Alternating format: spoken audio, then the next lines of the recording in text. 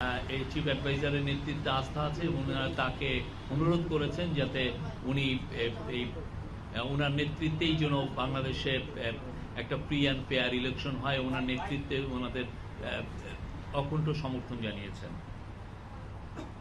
নির্বাচনের বিষয়ে বিএনপি ডিসেম্বরের মধ্যে ইলেকশন চেয়েছেন। জামাত বলেছেন যে তারা ইলেকশন চেয়েছেন, তারা মনে করেন যে রিফর্ম প্রক্রিয়া ডিসেম্বরের মধ্যে লেগে যাবে রিফর্ম প্রক্রিয়া শেষ করতে।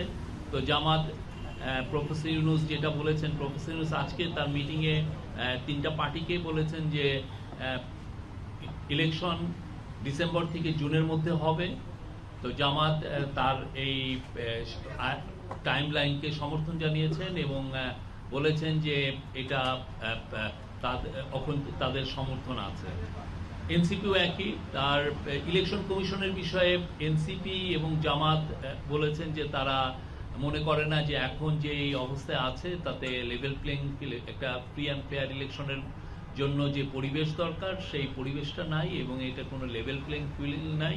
তারা জোর দিয়েছেন যাতে এই ইলেকশন কমিশনের সংস্কারের মাধ্যমে এটা লেভেল প্লেইং ফিল্ড এনশিওর করা হয়।